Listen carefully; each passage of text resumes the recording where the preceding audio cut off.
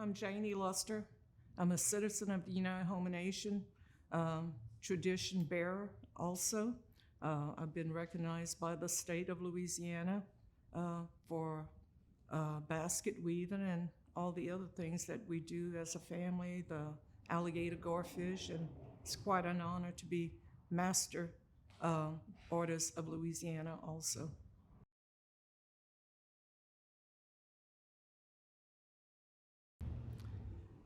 Well, you have to think as far as Shaping Terrebonne Parish, we were here when the Acadians came down.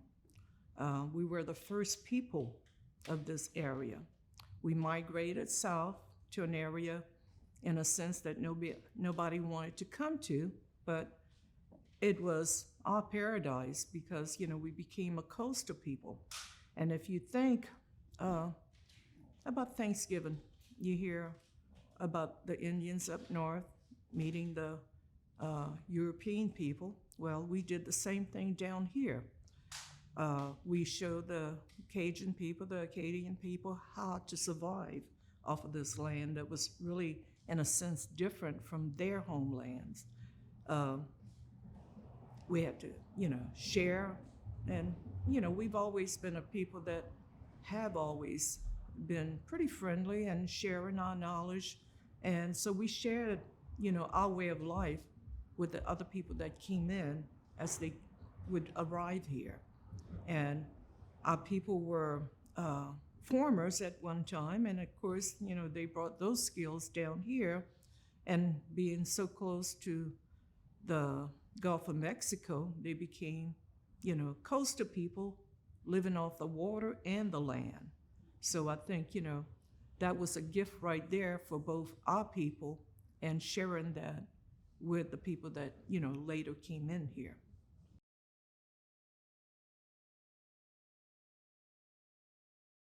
Well, you think about the early days, you think about Dulac, Louisiana. It was a really big port for seafood. The major part of the seafood came from the bayou areas, and our people were doing the shrimp and the crab and the oyster. So that, and also too, in the early days, my parents also trapped, and all those furs brought in a lot of money to this area. Although, the trapping is no longer being done, maybe a handful, but the prices are not there for furs, and we all know how that happened. But, back in the days, I can remember my mom also trapped. There were 3 ladies in my community that would trap in back of our houses, and the fur was bringing in anywhere from $12 to $15 for a neutral pelt, The mink, could run anywhere from $30 to $60 at times, So that was a big industry that our people also were involved in. And the shrimping, like I say, again, a lot of that was by our people, our Houma people, our native people down here. The crabbing, and there's still a lot of people that do or have a living by way of the waters.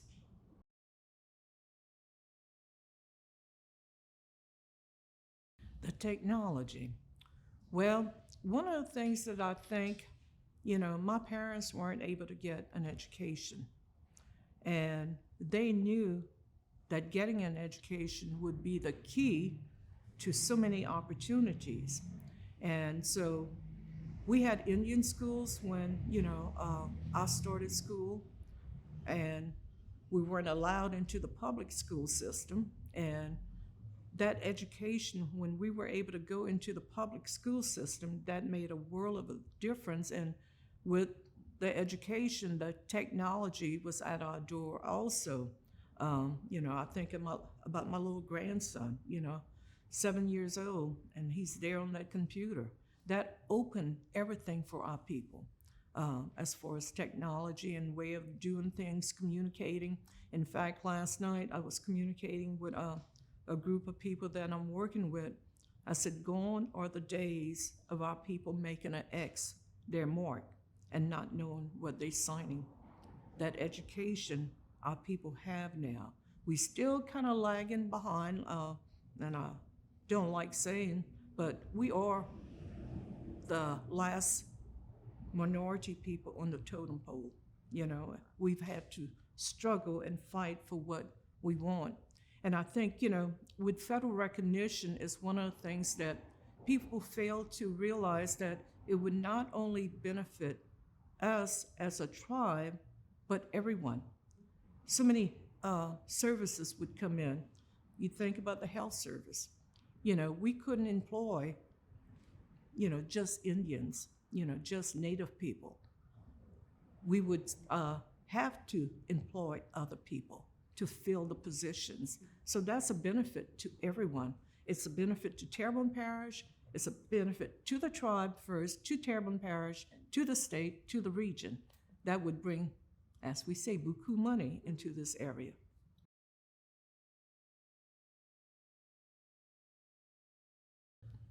I was fortunate myself.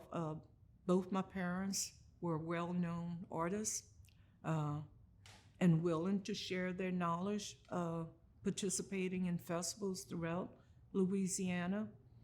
And, it's, again, I go back to my parents not being educated, a world of knowledge, stories that I go back. My dad passed away for Hurricane Andrew. Um, he built palmetto huts at Jazz Fest, and my family was asked to do that. And one lady came in looking to give away a turtle shell mask that she had made.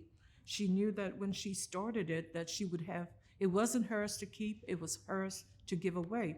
She came in that morning. My mom was still living at that time, and she was an elder. I didn't consider myself an elder, but she says, it belongs to this person at this table, and I wasn't there. And she said she would come back. Well, beautiful turtle shell, which, that opened another door to part of the culture that we didn't know about. We had turtle shell mask makers down here uh, with our people. And so, beautiful turtle shell mask, it was given to me by this beautiful woman. But most importantly, it brought out a story with my mother about the Indian calendar being on the turtle shell.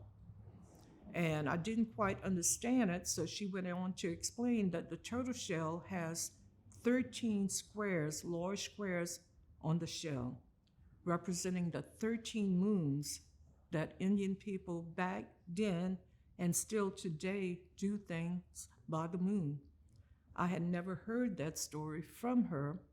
And then at that time, too, Miss Oradell Morris, who wrote the book J'entends la chanson des Houma, or I Hear the Song of the Houmas, was still living. And she did 13 years of research to write this book about our people. And she found that same story from a tribe up north. And like I say, my mother did not read. This was oral tradition passed on to her. So a lot of our ways, our customs and everything are passed on, by way of teaching, one-to-one, oral stories and things like that. So that's the way we keep our traditions. We do have a powwow that, and again, that's more of a social gathering that's throughout the country, and that we have down here that, quite a few hundred people come to attend. And again, our traditions are similar to other tribes, but we down here, and I was asked that about a few weeks ago. We do the garfish. That's a tradition that has always been with my family. My mother made flowers out of them, but it was also a food for us. And, Alaska has the salmon, they smoke it, by the fire. Well, down here was the garfish. My mom did the same thing. She would slice that garfish real thin, salt it down, hang it on the clothesline, build a fire, and smoke it. So, yeah, again, throughout these communities, our Indian communities, you could find someone doing the same thing. So, like I say, we are in an area, have always been an area that has been plentiful. Um, the food, I read an article about a Mr. Hennessy Dorda and his wife, and they lived off the land, and they had gourmet food that you would be eating in a restaurant today.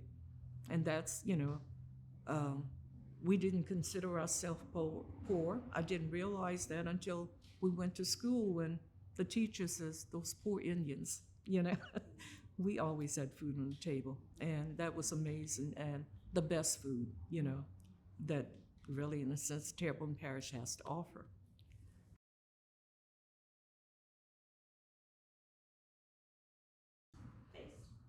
The education is one of the major ones that we face, that my parents and grandparents, they wrote letters to Baton Rouge, they wrote letters to Washington, so our people would have an education, get an education. And then federal recognition would be on top of that list. Again, like I say, now it would benefit our people tremendously. This hurricane that we just had, we would have more help to assist our people, to assist this region in recovery. And like I say, it has so much to offer our Native people with federal recognition. Um, and then it would actually recognize us as a Native people, because that's the other thing that we've had to also struggle with is our identity. And we have always known, I grew up knowing that I was Houma.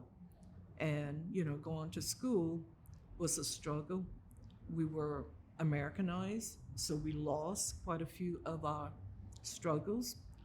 We did have a native language, and there's a group that's bringing it back. But, to me, my first language was French, not Cajun French, but Old World French. And we still speak it today. And you can tell the difference. We still use some of those old words. An example would be an ink pen. We call it la plume, un plume. And that's Old World French, because they did use a feather back in those days. Native word, that we struggling to bring back. Two words I can think of, shawi, and it's a common word that's used with the Cajun people, and they think it's a French word, but indeed it's a Houma Indian word, just like patasa, which is a perch. So those words have survived, but there's, still a lot to be done in bringing that language back. And I think, we have to start with the young ones, because they like a little sponge. They're gonna absorb all of that. So we still, I guess our customs, our traditions, we still have a battle on our hands, because our young people have turned to, doing more things, games, computer things. And, but I find now there's more of an interest with the younger people too. And I have to speak of Rhett Williams, a young man that came to our Indian education summer camp. And he was like a sponge, always wanting to learn not only the basket weaving, the other crafts that were being done, but he wasn't one that would, stray, go talk or whatever. If I couldn't get to him to teach the basket that I was doing, he would work with another basket weaver. Young man, like I said, I knew from the meeting point that he had goals in his life. And one of the goals was to learn more about his culture. And I just got word of it back in January that he's been accepted at Harvard.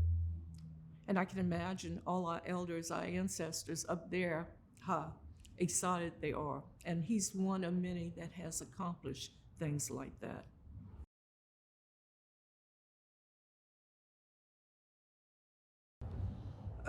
One of the things, too, as far as the future and even the past, I think about Ile de Jean Charles, you know. our bayou communities. It's a big tourist attraction, you know, not only because of bayous, but because of the people. I think of Mr.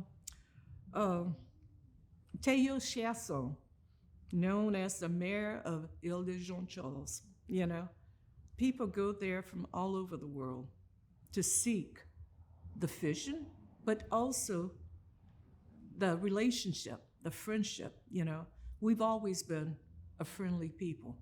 And that's one of the things that, has always been with our people. And to see, to look in the future, I hope we do get federal recognized. It would benefit our people and all of Terrebonne Parish, especially Terrebonne Parish, being, you know, you think of Houma. Houma is, again, a native word meaning red. You see the native emblem on the police cars, and that's to remind people who was here first.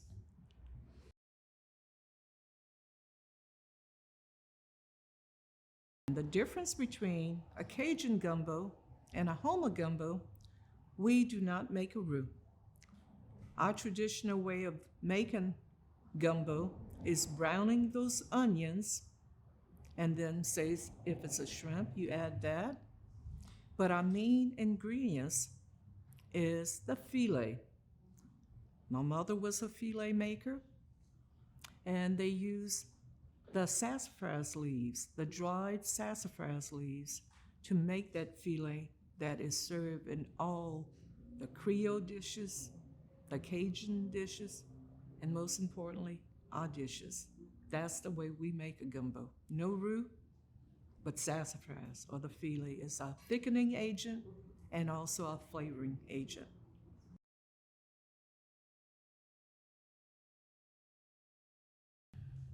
I think it's very important that everyone works together for Terrebonne Parish. Again, it means good earth, and we have good people here. And we have to make that extra effort for all our people. When one moves forward, everyone should move forward. And that's the key thing. Again, I bring up federal recognition. When we can move forward with federal recognition, it benefits all the people here, not just our native people. And that's important. And that moves Terrebonne Parish. We have over 18,000 people on our tribal roll. So that would bring in a lot of funds down here. And like I say, there's positions that would be created, that, like I said, we probably would use Chabert as a medical center. Think of all the nurses and doctors that could be paid through our federal recognition. That's the benefits, the housing, again. So like I say, when we all work together for the betterment of Terrebonne Parish, we all move forward.